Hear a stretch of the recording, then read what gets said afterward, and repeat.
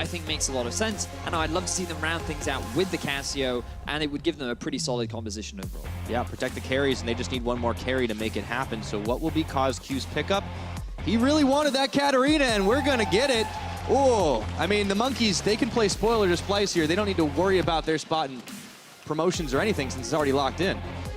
Oh, a CosQ special. One of the champions that he used to qualify for the LCS was this Katarina. It's something that he's even had banned away from him by many teams in the LCS, and it is something that he personally absolutely loves to play, and I love to cast Pyra. Katarina is my favorite champion in the game. So much to say about her when we get into the game. But looking overall at the compositions, I think that it is a very risky pick.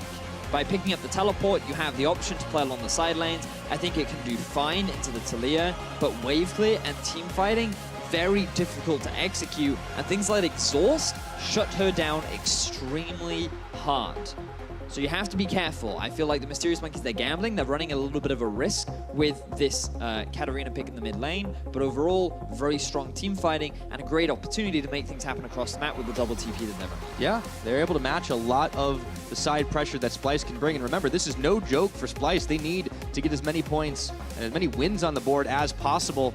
Obviously, for the team, things have been shaken up just a little bit. They parted ways with their coach prior to this week. Manager Hans is the one who's on stage for this game, so you have to expect a little bit of uncertainty possibly out of the Splyce side. Yeah, I'm looking forward to seeing what Splyce can do. They've drafted a little bit more of a 1-3-1, but they still have the room for team fighting, which is very much what the meta is all about.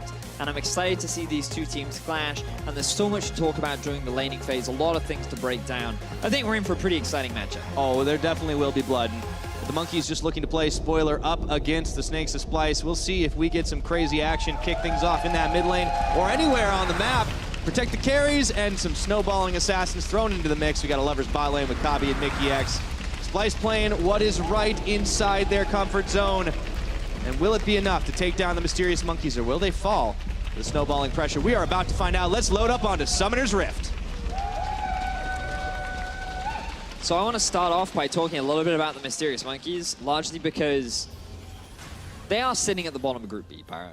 They are locked in for the promotion tournament. Things are a little rough for them, and right now they're playing for more experience, as much practice as possible. They can find stuff that works, and their whole goal now is to win through the promotion tournament, where they will be playing against Giants or the winner of Schalke versus Red Bulls, which will be happening this Sunday. So they want to get as much experience as they can, and by bringing out the Katarina, they're definitely going back to comfort. But you have to look at things like win conditions. How are Mysterious Monkeys going to try and win this game?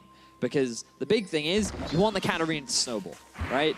That's very much what Katarina is all about. She does pretty well during the laning phase, but she also actually has pretty good scaling. She does a lot of damage, her ratios are insanely high. She just gets harder to play in the late game because she literally jumps in and stands still, Pyra, which is not ideal, but it does mean that it requires a lot of execution and a lot of setup. So ideally, you want to be playing towards this Katarina, and if you can get her moving around the map, that's the best early game that Mysterious Monkeys can try and set themselves up for. Right, and it's not like Splyce have completely gone all in on defending against that Katarina. You mentioned Exhaust being the thing that shuts her down. Well, it is only a single Exhaust. Mickey X is the one that has it. Senkux has opted instead for the barrier to keep himself alive a little longer. We'll see if that ends up working for him. Do you think that's the optimal choice? I think that it's fine into this matchup because usually you'd want double exhaust if there were maybe a carry top laner, right? So if there was something, let's say, like a Kled or a Camille, then you'd want to consider running the double exhaust so that you make sure you always have one for the Katarina. But in this instance, all Mickey has to do is make sure he saves his for the cat, because it's really hard to land it onto Yuki anyway, and the barrier will just help you during the laning phase and will mitigate a lot of the all-in power that Katarina does have early on. So we do see a bit of an early gank here. Yeah, that's a level 2, forcing the immediate flash out of CosQ, and he's backed away, but, well, looks like we won't have any time to settle right now because Kabi's being fired down by Yuki very early on this Tristana, trading out well with the explosive charge, even manages to get a Winter's Bite stun out of the support. So a lot of cool stuff just happened right there. Level 2 gank from Trashy in the mid lane. One of the weakest points of Katarina throughout the game is her level 1 to 3. Largely because the Shunpo cooldown, even though if you grab yourself a dagger, you still have about 3.5 seconds where your Shunpo comes off cooldown. So there's actually a pretty big window that you can punish if she ever tries to play aggressively, which means that champions like Talia can just keep pushing her in, force her under tower, poke her a lot, and force her to lose out on the farm. And by getting an early gank in, that makes it even rougher because you've already had to burn your health pot, and now you're going to have to deal with all this additional poke that's coming out from Senkox, whose goal is to just keep pushing you in and keep stopping you from getting your goal, getting a farm, and really denying that gunblade as long as possible. Right, and whenever you have one of these like crazy snowballing win conditions, right, it seems very logical that the enemy team, their win condition is stopping that from happening. So it's already a good start out for Splyce, and you know, they clearly aren't a team that is super comfortable with big, long, extended team fights, so it seems like this is optimal for them. Yeah, I think that's a great point there, Pyra, because one of the things about Splyce is that when you think back to when they had the most success in Europe, it was actually when they were playing things like 1-3-1, when they were playing 1-4, when they were actually playing more towards side lanes than grouping up and fighting as a 5v5. Because when you look at players like Hobby and Wonder, these guys were actually really good at building their own lane advantages, and it's plays like this that got them. Yes, indeed. Kabi is the target right now, and he's trying to dodge out from those feathers, but it's just not going to be enough. The deadly plumage is making them rethink things, and, well, not for nothing that Yuki had a pretty solid performance in the previous week. I mean, he liked to go aggressive, he liked to set up plays, and it seemed to work out for him. So far, things are going pretty well in this 2 versus 2. And to just backtrack a little bit, yeah, because focusing in on Yuki, you can see that this guy, he really had a solid performance up against the Unicorns of Love. The fact is, the team played a lot more towards him. They utilized the Shen in game 2. They set him up for success in the early game, and we saw a lot of success from the team overall. And while they still do take a couple of risky fights, Yuki has been one of the better performers for Mysterious Monkeys throughout the split as they go in for another all-in. One more time, instant exhaust. A lot of flashes burned here as Amazing is looking to come in. Heal even popped, and those birds are on the run. They're able to get back to the safety of the tower, but Mysterious Monkeys not letting up the pressure even for an instant in this bottom lane. And you're starting to see why Tristana is considered so much more of a higher to AD carry now in the current meta. She trades extremely well, she has a surprising amount of mobility, and her all-in potential is actually extremely strong, especially when you bring a jungler like a Maokai into the lane, as we now see another gank happening in mid. Yeah, this time Kozku, he's going to get seismically shoved back in, and a flag and drag from Trashy means this will surely be first blood, picked up by Senkox. Fantastic knockback there from Senkox. Remember that the flash was already burned earlier on from Trashy. I love the return gank into the middle lane to deny this Katarina's laning phase. This is the risk that you run. We talked about it, Pyra. These early few levels are really when Katarina is weak. She doesn't have many points in her Shunpo. She doesn't get the same sort of mobility that she does later on into the game. And they're doing their best to shut her down as early on as they can. Yeah, it's certainly working out, and it's going to help build Splyce's gold lead for the time being, just at 500 off that first blood that the Talia has. But it seems like for the Monkeys, at what point do they need to start giving relief to this lane, or do they just focus their attention on the bottom where Yuki is? For the Mysterious Monkeys, I think they're fine investing more pressure into the bottom side of the map. Remember that Katarina isn't your only win condition. You still have this Tristana who's going to scale very nicely into the game. You have this huge late game threat. And if all of Splyce are focused on trying to kill the Katarina, oh, well, look, now there's no Jarvan ultimate for the Tristana. Oh, look, there's no Rakan ultimate for the Tristana. Because they've all been used to try and stop Kozku from killing my backline. And if he has a Gunblade and a Zhonya's, he will kill your backline, even if he is behind. So Splyce's focus is just to make sure that he isn't a threat when they do start forcing these fights, but also to make sure that he's not a side lane threat, so that Senkox can always have priority if they decide to set up for the 1-3. Right, and building those leads early seems to be pretty critical to the Splyce success. And you know, you mentioned earlier on about how when Splyce was kind of having one of their more impressive runs in summer of last year, they were fighting, but more often than not, they were forcing attention on the side lanes, getting themselves leads in objectives, small skirmishes, things like that. And then when they would fight, well, it wouldn't really matter if they weren't in the best position to do it because they had a massive golden item lead. Yes, that is exactly right. As we discussed earlier, very much the old identity of Splyce, and I feel like that as a team, that team fighting is not that of the strongest, right? Like, especially when you look back at their recent weeks against H2K, they really didn't look very coordinated as a 5v5 team. A lot of their engages were off the mark. Their vision setups and decision-making when to actually force the fights were a little haphazard. And overall, I think that they are a weak team-fighting team. So I would like to see some kind of development in that area, especially when the meta is so focused on actually forcing these 5v5 fights. Because it doesn't matter how much you play side lanes, if you cannot stop that 4-5-man unit of the enemy team, just running it down mid and forcing an engage, then you're going to have some really rough times. Yeah, I was actually going to ask you about that, if that was the strategy to just try to get good at team fighting, or if they can still play around it. I feel like against some teams like the Mysterious Monkeys, they might be able to just build up big advantages and you know, avoid fair fights, but... Well, so far, they're not building massive advantages. It's right? not huge. Even in the top lane, Gnar versus Shen, typically what you'd expect of the Gnar is just constant harassment with the range advantage that he has. Always forcing the Shen into tower with the risk of being dived.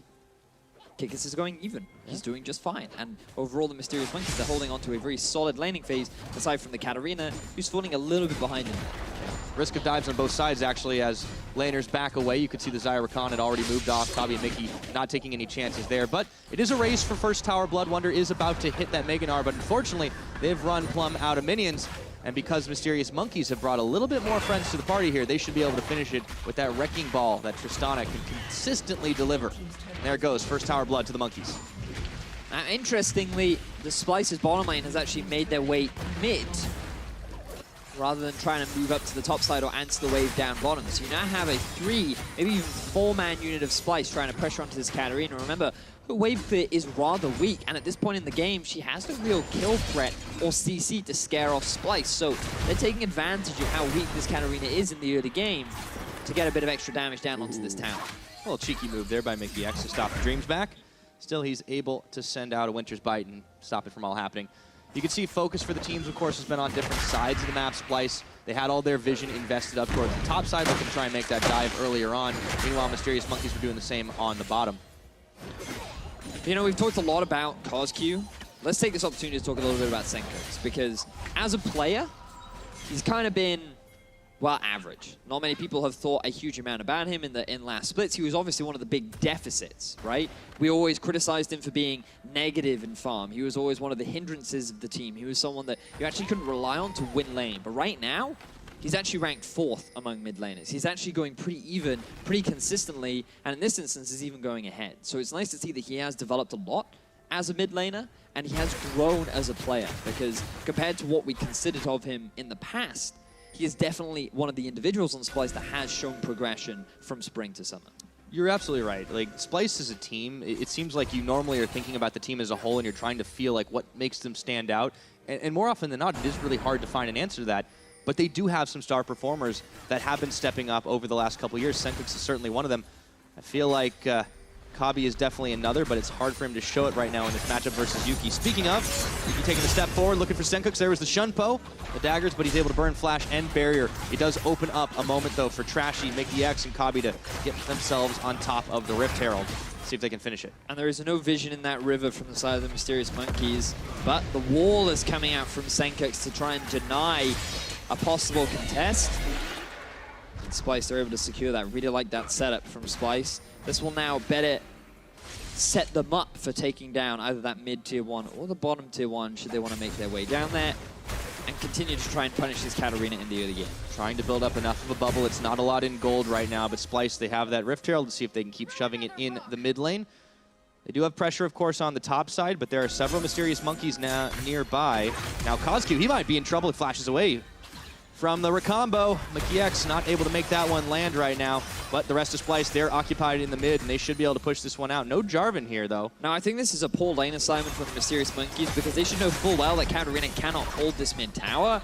Tristana should have been the one to come mid, and they should have sent Katarina up top because of the TP that CosQ does have available to him. Now, Splyce, they didn't want to risk committing because they actually don't see in the river, so the possibility of a flank was fairly high.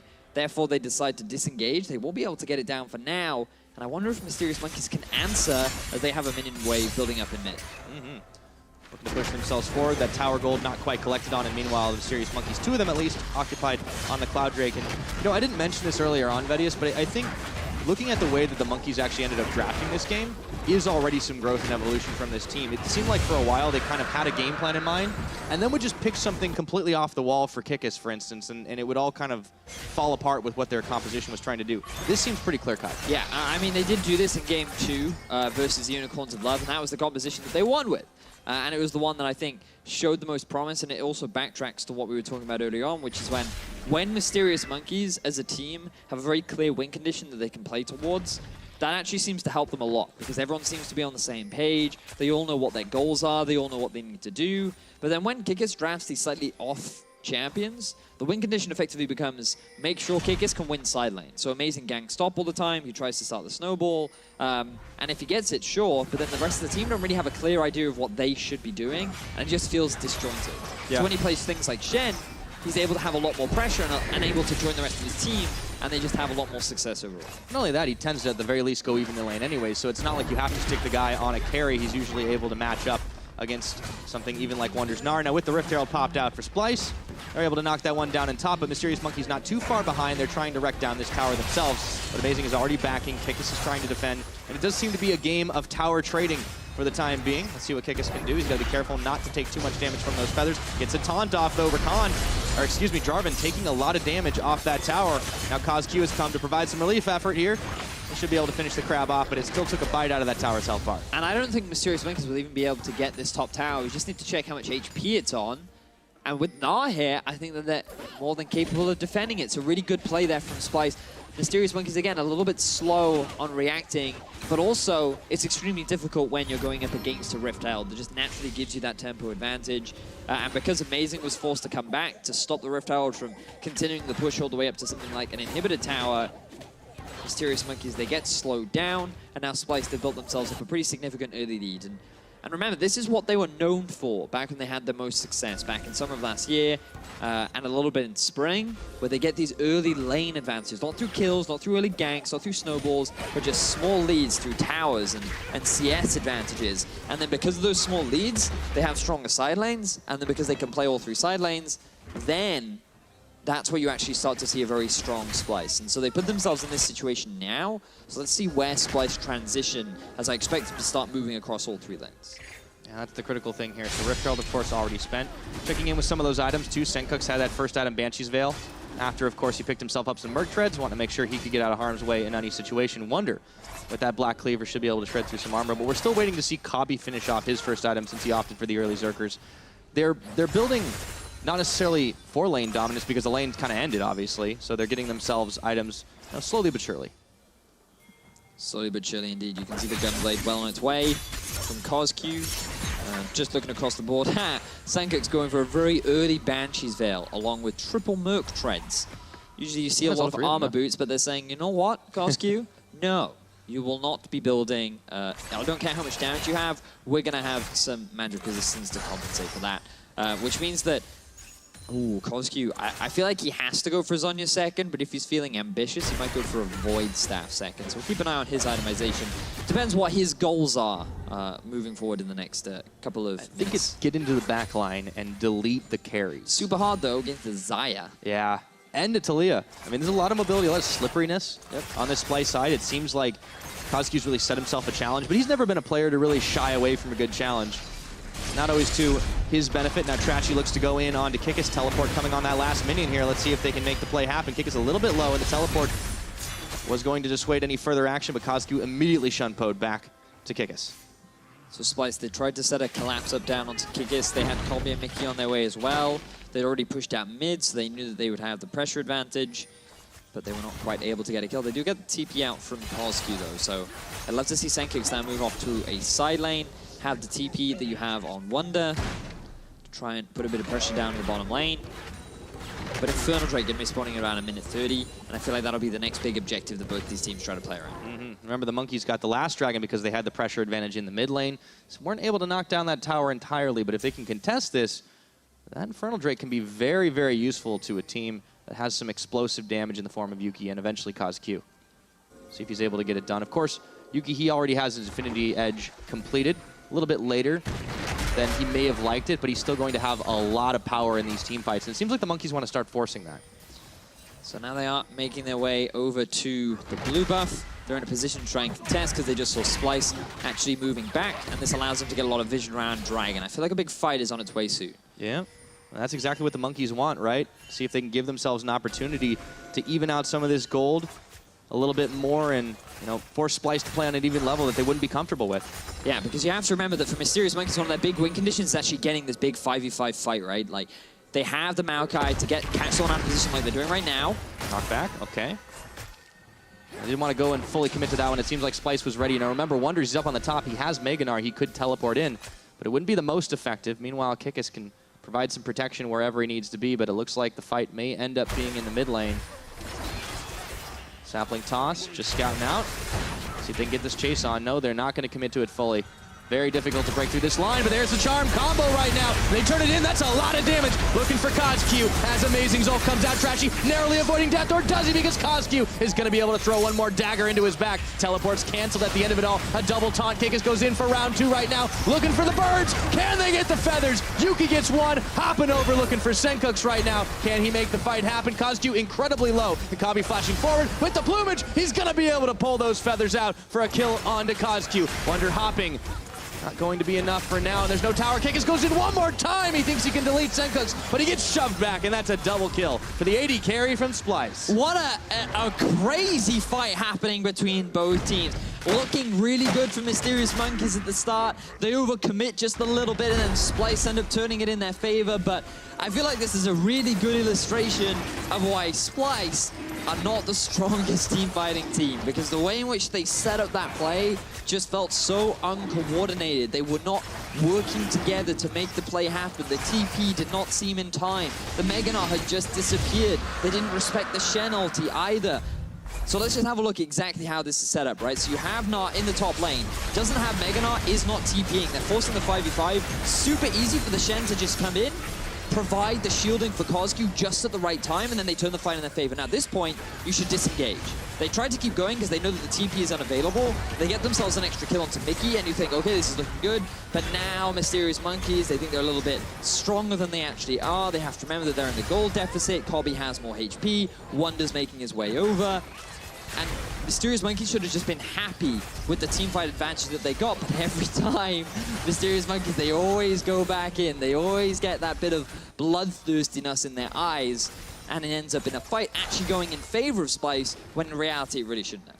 Yeah, and I think I'm going to highlight it's not just the weakness of Splyce, the same for Mysterious Monkeys, as you were saying. And I feel like it won't be the last time that happens in this game. No. But at the end of the day, Splyce did win the fight. They got the spoils, which in this case was the Infernal Dragon, and they're able to keep padding that gold lead. So this does look good for Splyce, but I think they're going to be wanting to avoid some of those straight-up 5v5s and may not be going in with the Rakambo again. The thing you have to remember is that this teamfight comp is good when Splyce are the ones initiating, right? Hang on, not this time, it would be. Dreams jumped in, so did Kozq. There's a hop over from Yuki. No, they're just going to push him back. That's it. So when you engage onto a cat, it's so much harder for her to reposition in a fight because she almost always has to use a Shimpo defensively rather than aggressively. She wants to be following up on the engagements. So when Splyce make fights like that happen, it's actually a best case scenario because you saw how low Kozq got and how very nearly they were actually able to shut him out of the fight completely. And if that Gnar was slightly better coordinated with his TP, or at the very least he stopped the Shen joining the fight, it could have gone much better for Splyce. But to me, it just felt like they saw an opportunity, they went for the play, and the rest of the team tried to follow up, but because everyone wasn't quite on the right page, it didn't quite go the way they wanted. But now that they were able to win it, and they still have the gold lead, I want to see them playing the 1-3-1. I want to see them playing the rest of the map, because with the Katarina, it's super hard for Mysterious Monkeys to reliably force fights onto a Talia, onto a Xayah, onto the Rakan, because of the slipperiness that they do have inside their kit. I do not want to see Splyce grouping up. I think that they should just have superior vision, move around the map, and when Mysterious Monkeys are in an awkward spot, either try and find a pick, or try and force the Baron while Monkeys have no vision of it. This series in general should just be a pretty good proving ground to see if Splyce can actually follow that execution. We have talked at length about their inconsistencies, but if you can't do it against the Mysterious Monkeys, team in the bottom of the group, well, you might be in a little bit of trouble for playoffs. Remember, they do need the wins to try and make them, or to try and get themselves in a solid playoff position, try to contest for that first step. Now you can see, look, Splyce here setting up for the 1-3-1. You have Gnar in the bottom lane. Senkux has just pushed up top. He is sitting on the top side because it's so much easier for him to use his wall to get closer.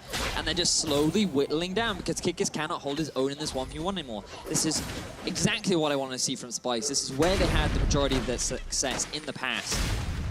And all you need now is the 3 members of Kobe, Trashy, and Mickey to just hold on into this mid lane with the occasional movement from Senkex. All right, if Splyce are able to execute this well, they can definitely start knocking down a lot more of them. But what can the Monkeys do to respond? Do they just need to group mid and try to run it down? It's super difficult for them to actually force the fight. What they really need to do is reclaim some of the vision back around the Baron, and they need to make an actual threat towards this objective. They need to say, you're at a real risk of losing this objective if you do not come and fight us. And by drawing all 5 members of Splyce in, that is when Mysterious Monkeys can actually get a fight going in their favor. If they don't try and force something soon, they're eventually just going to lose their base to Wonder gradually whittling down all these towns.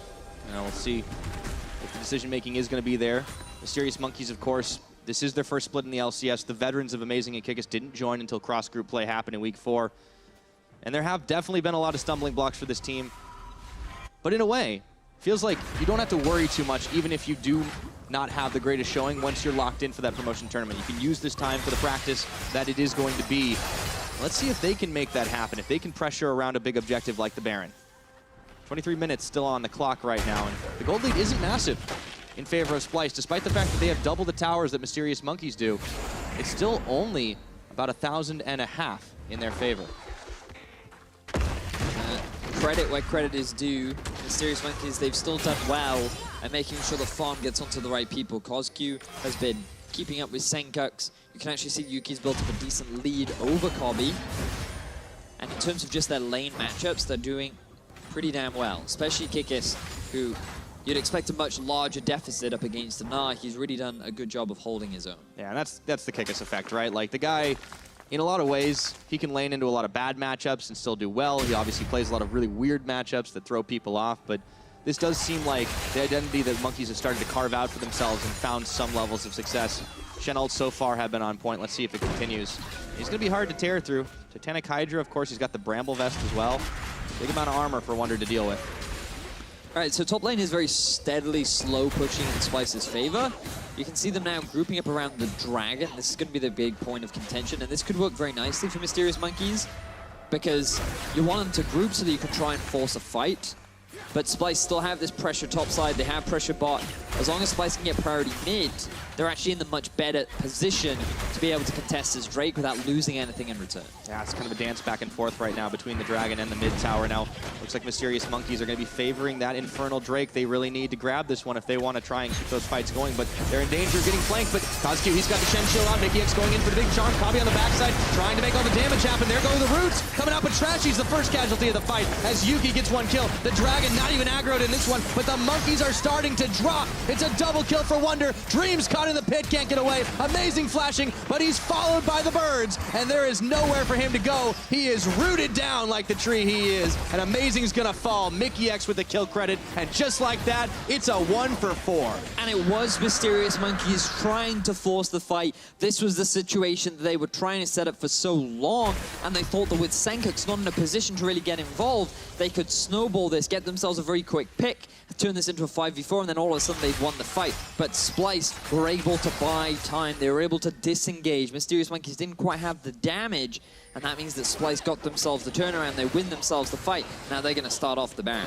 Should be able to finish this one. It's still 9 seconds until Amazing is going to respawn, but there are teleports coming. Let's see if Mysterious Monkeys can back them off. It's a 4-man Baron attempt right now. Make that 5 because they're going to actually turn the fight now on to Trashy looking for Kozq. As I said, Trashy not even in this one yet. Kickus gets a taunt off. Can he get away? Dreams jumping right in front of him, so that's one more quick pick. Taking down Splyce. They have 8 kills now in this game, and double Infernal.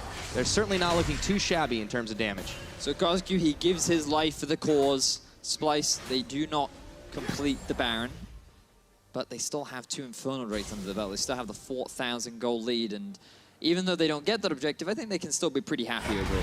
Yeah, I want to go back to this Dragon fight because it did seem like before they had those big objectives, they made it work. So you can see Kozq, he tries to engage onto Wonder and Trashy because he sees that, oh, Kobe's really off on the side lane, not doing a huge amount. They shut down Trashy really quickly. But then a great ulti from Wonder locks up Yuki into the wall. He gets the follow-up stun too.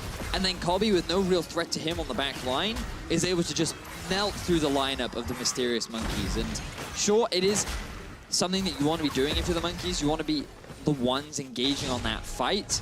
But they were trying to fight it on 2 different sides, where Kozq was fighting off to the right, and Amazing and the lot were fighting off onto the left.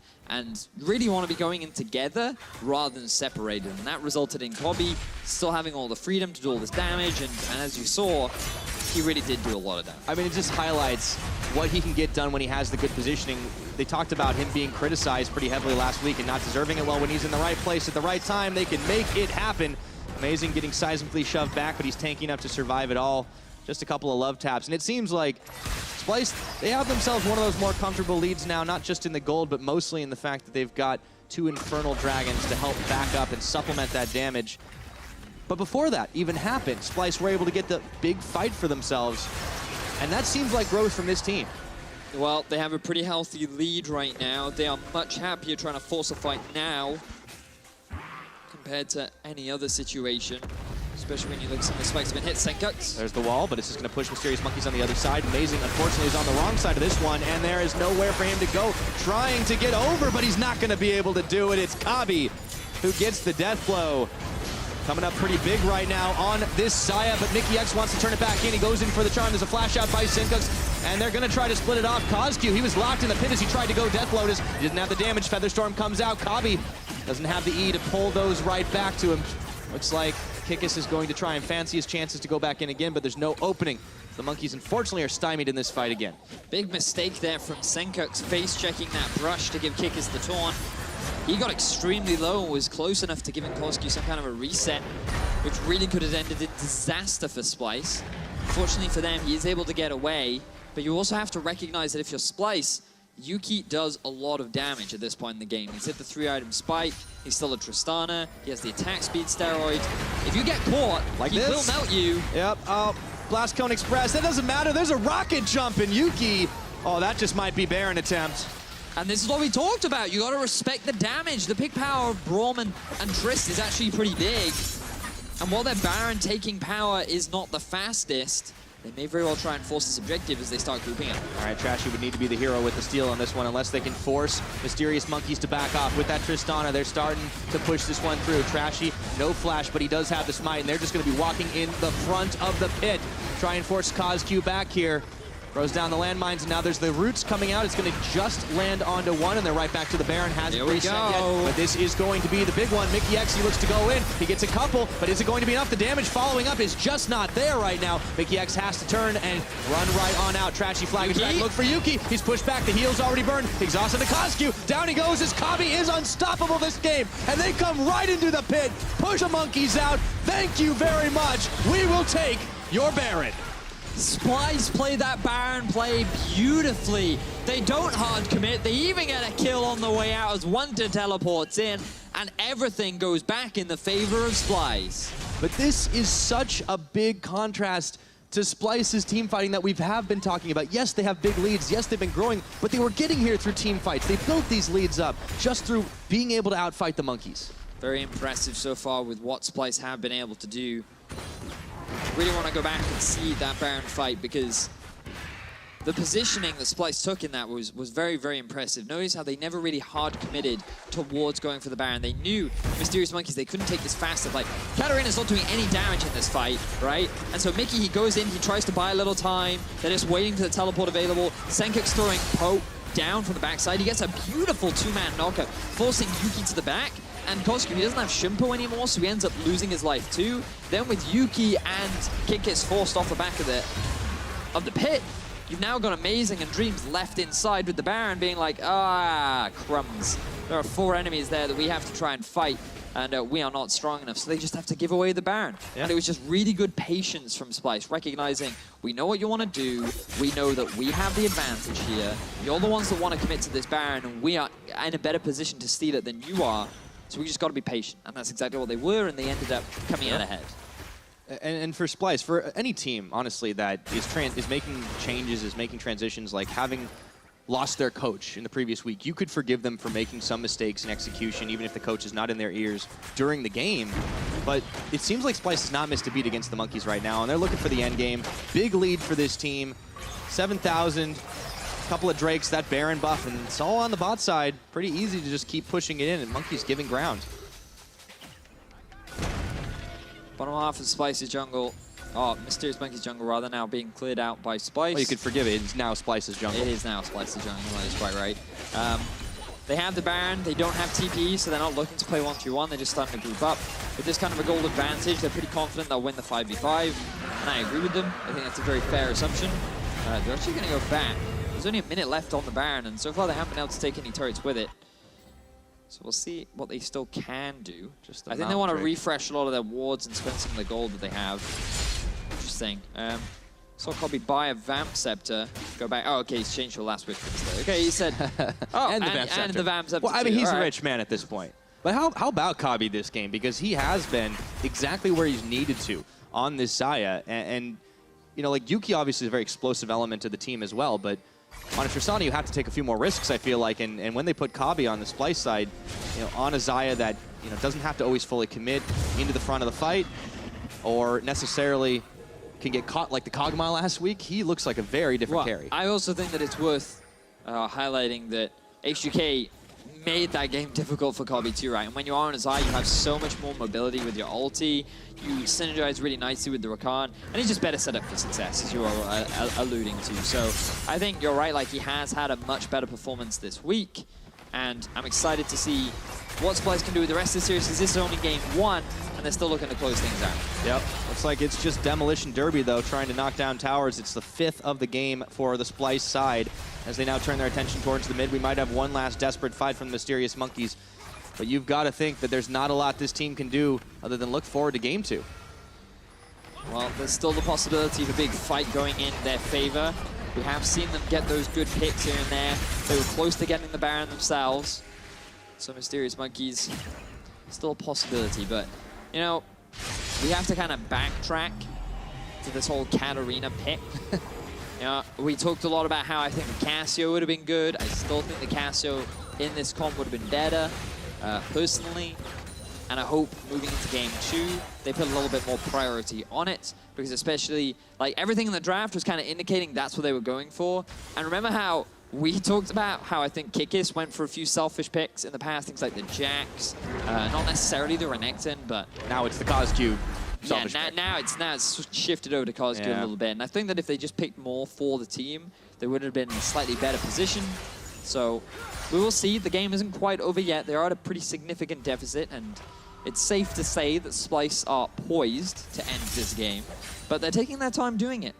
So far, they've just walked their way through the tier 2 towers across the map, and now breaking into the actual base becomes much harder. So they may very well wait for Elder Dragon or Baron to spawn, because their siege is decent, but you have to remember that Tristana's wave clear is pretty good. There's a big risk of getting caught by Shen Taunt or Maokai root, so they're showing a lot of respect still to the Mysterious Monkeys. And that has always been some part of Splyce's identity as a team. They don't like to take big, massive risks. Like, you got to remember back to their first couple of splits in the LCS, including their summer last year, where they made a run at Worlds, and they didn't necessarily like to go for a big, flashy finish. They just pushed their advantage in until they had a massive amount of minions, and they just end the game off the back of it. Looks like that is what we're in for here. Some attempts further by the Mysterious Monkeys to try and get a catch-up, but it's not going to be easy. I think this was super risky from KazQ to go Leandri's second. Would it be risky to go Mikhail's second? It would be, yes. But he's going to get the Void Staff, and I like the fact that he is actually moving off to a side lane fairly often to keep them pushed out. He knows he has TP, so he can join the fray should he need to. There's such a big level difference between them. You can just see the gold difference as well. KazQ gets chunked out. Oh, there we go. Twisted Advance. They're going to look to try and delete Mickey X right here, but he's got a big shield on. The Braum ulti, he's able to dash away from it. Now they're able to turn back in, tag in for round 2, looking for KazQ, but his health bar was preserved for just a moment. Courtesy of Kikis getting the Stand United on top of him. Doesn't matter, they still take down Amazing all the same. And Splyce says, I think we can go in to finish this game off easy peasy. Kabi is godlike in this game. Now it's Dreams, KazQ, Kikis all running for their lives. Featherstorm comes out, pulled back in. Down goes Dreams, a double kill for Kabi. And it's just KazQ and Kikis. Minions marching into the base at 36.5 minutes. Splyce have cracked it open. Splyce, they get a great fight in the mid lane. They come away with all 5 members alive. Senkox with a great ultimate to split off the Mysterious Monkeys, and now they're looking for more kills. KazQ looking around the side. One more desperate charge. The Death Lotus is there. He can't quite take down KazQ. That's a big shield, and the last Nexus turret is going to fall. Sorry, Monkeys, but there's nothing mysterious about this one. Splyce take a clear-cut Game 1 victory.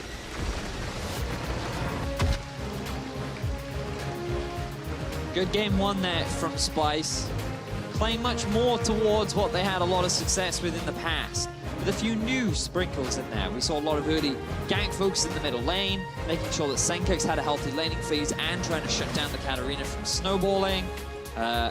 We also saw them actually put a lot more focus into the top tower to try and deny that level 6 play from the Shen down bot. And we also saw them play the 1-3-1 a little bit more. There was a bit of a risky team fight in the middle lane, which could have gone horribly wrong, but Mysterious Monkeys, they overcommitted, they overplayed, and Splyce ended up turning it in their favor. Went horribly well. Yes, it ended up going massively well for them, especially, and I do want to praise them for how they played that Baron fight, because it was very clean to see they didn't overcommit, they were super patient, they were always aware of what Mysterious Monkeys were trying to do, and they were the ones that actually ended up walking away with that big objective. Yeah, just better game sense, and we're able to pull out the victory in game number 1. Now, after a very slow start, the game exploded with some close fights. So here, a quick shot to Officio to tell you more. Thank you very much, Pyra. Yes, I mean, it was a steady start. It was a start that I think Splyce were fairly comfortable with. Their team comp, their play just felt a level above Mysterious Monkeys. Yeah, 100%. I think they looked at a draft and they're like, okay, Mysterious Monkeys, they want to play Katarina. Now, again, I love when Katarina gets picked because she's always fun to watch in every single fight. Even if she's 1-5, you're kind of like, ooh, where's Katarina? You know what's happening. Problem, I think, for Coscu in a game like this is you look at the Splyce's side and there's like CC and basically every champion that can annoy Katarina in these fights. There's an exhaust as well. And of course, there's quite a few tanks, which Katarina doesn't really want to deal with either. So what you're trying to say is the team comp from Splyce does very well at stopping Katarina, and that's part of the reason Coscu struggled and why he ended with 1-6-2. Exactly. That was definitely part of it. I think Splyce actually just had a really well-rounded standard draft in this meta that is great. Early jungler, or early ganking possibilities from your jungler, who's also a tank. Was it level 2 Jarvan gank it mid? Was, then he returned. There you go. Got a first blood. So, Officio, controlled game. It never really felt like Splyce were under a lot of pressure. Some kudos to Wonder for playing that side lane well, but break down some of the team fights for me, because that was where Splyce really started to outshine Mysterious Monkeys. We've got a replay that I want to bring up onto your screen, and tell me what you liked and disliked about how Splyce played this. Well, so what I like here is the fact that right now when Splyce see Coscu engages, it actually instantly just back away with Wonder and Trashy doing the first part of the ulti, and then they just re-engage right after, saying now Katarina is useless. And you see in a fight like this here, the chain CC from Splyce is fantastic, and when Coscu, after blowing his ulti on 2 tanks, end up re-engaging, there's nothing left in the tank for him. Like, that was a bad analogy. I already said tanks, but there's nothing left for Coscu to really do. So I just love the fact that they see Coscu jump them, pop his ulti, they all step away. They're like, nah, let him spin. We don't care. As soon as it's done, they're like, let's re-engage. And of course, the man of this game, in my mind, Cobby, his Xayah was fantastic. There was multiple fights throughout the course of the game where he dodged a lot of key abilities, dealt a lot of damage. He just played really well. He did play really well.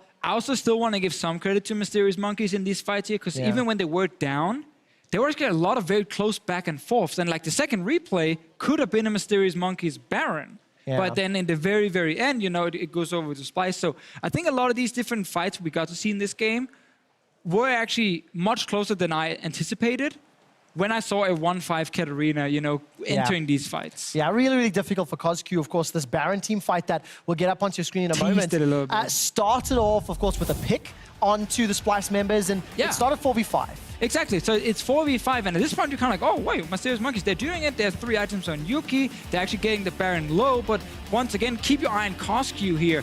When he tries to enter the fight, he gets CC'd by Mickey first of all, so he can't really go in because Kikis' taunt also misses. He tries to then finally go in after, but he's already poked down. He instantly gets exhausted once again by Mickey, and it's just so easy to take him down. Also because Monkeys, 2 fights in a row we just saw right there, were not able to actually set up the engage with tanks first, follow up with Katarina. It was Katarina going on her own twice, getting exhausted and very easy to then take her down. So the synergy wasn't there. It's like you said, Mysterious Monkeys, they just had not enough in the tank. The tank. Something we talked a lot about off-air was the lack of primary engage and the fact that a lot of the Monkeys team comp was like secondary engage, follow-up, you know, the Maokai, the Braum, for example. Looking ahead now at game 2, is this something that is very easy to change? Because something else you mentioned about the draft and the team comps is how Splyce seemed to just have Mysterious Monkeys' number. A lot of the picks went in their favor. The draft came out in the Splyce favor. Yeah, I think if you're Mysterious Monkeys, going into the next draft right here, I think drafting, so Maokai, Braum, Shen, well, there are 3 very good frontliners, as you highlighted right there. Like, none of them are the guy you send in first. Yeah. I think a change you can have there is things like a Gragas can become the replacement, because he is a guy you can use as a front engage. You could have, in this case, here put the Maokai top lane and still drafted, you know, a Gragas jungle or Sejuani jungle to add a bit more engage to your team.